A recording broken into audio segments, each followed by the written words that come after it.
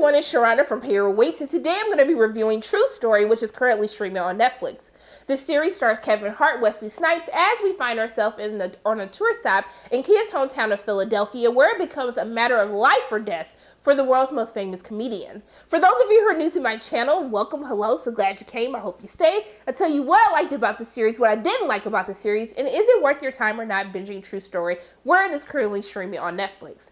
So going into what I enjoyed about this series, I will have to say this is one of the few times where me not watching movie trailers or TV show trailers gets me in a sticky situation. I'm minding my business trying to watch something light and fluffy before I go to bed because you know we can't be inviting no bad spirits into our sleep. We trying to have peaceful Z's over here. And so I said, oh, Kevin Hart, Wesley Snipes, oh, this finna be a good little comedy. Let me give me a couple of laughs before I hit the bed. I'm watching the first episode and then it just takes a dark turn. I said, wait a minute, I don't think this is a comedy I thought it was supposed to be.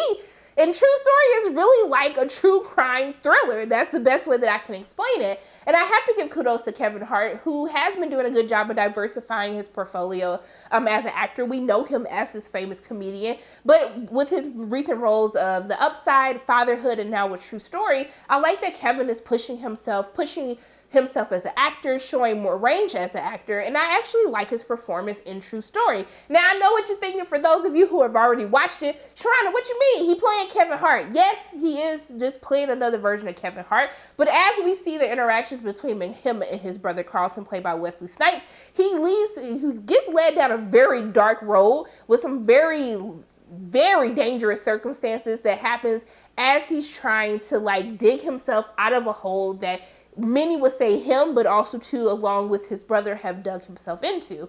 I do like that the series kind of looks at what is fame and what happens, what are some of the dark sides of fame, how people can take advantage of you, or how even those who are closest to you can really lead you down a very dark path. And we get to see this through the relationship between him and his brother, even though we don't get a huge backstory into all of the deeds that Carlton has done to really put this like fracture into the relationship of where we find them.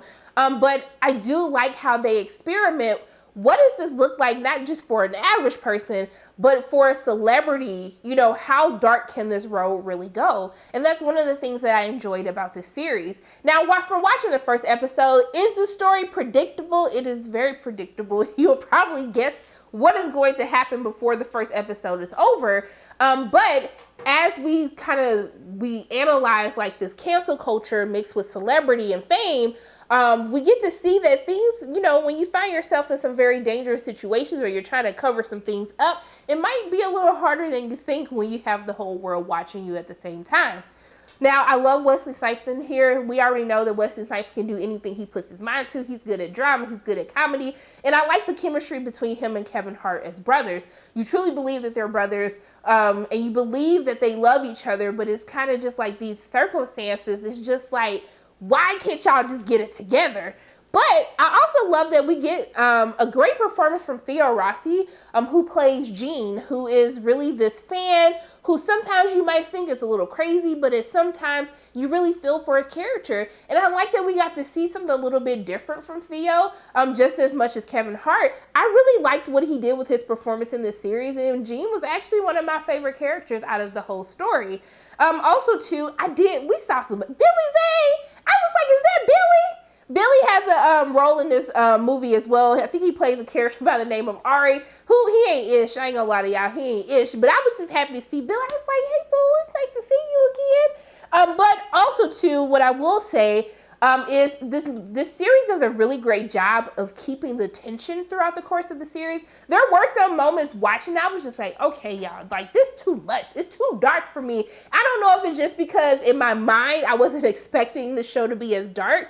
But because they do such a great job of building the tension for the audience, I really felt like they never let up. Like really at certain points, I was like, okay, I gotta pause this because it's just too much for my spirit right now. But you're lucky that there's enough twists and turns in here that it keeps you watching episode after episode. And I think it's only 7 episodes in the series. The first episode is the longest episode. Everything after that is about 30 minutes. So it's a very easy, watchable, bingeable series. And as these twists and turns happen for Kid, if you're trying to figure out, is he going to make his way out of this? Is he not going to make his way out of this? I think that's what's going to keep the audience watching and wanting even more. And I also like, too, that they don't try to make Kid a likable character.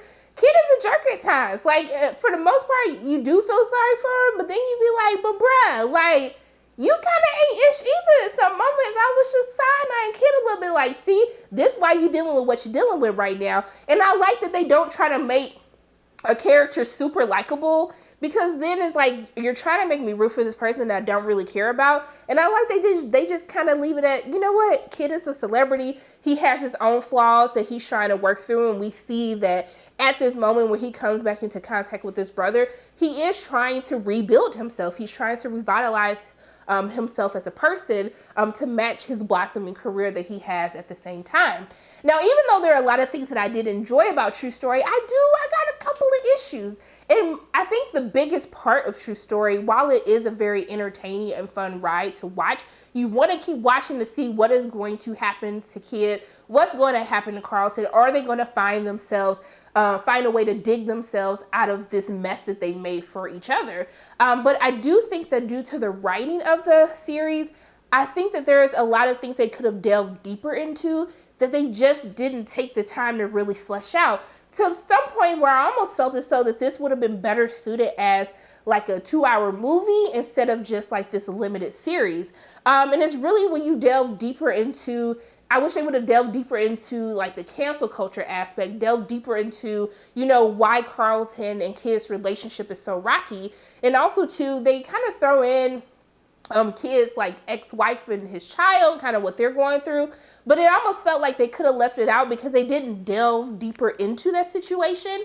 And then there's also another character by the name of Billy, who's played by Tawny Newsome, who I actually really liked her character and really love what they were delving into with her character. But they introduced her at the beginning of the series, and then we just never see her again. And I was just like, so were y'all just doing this just to have a female character, which I appreciate, but if you're not going to delve deeper into it, then it almost comes off as if you're checking a box.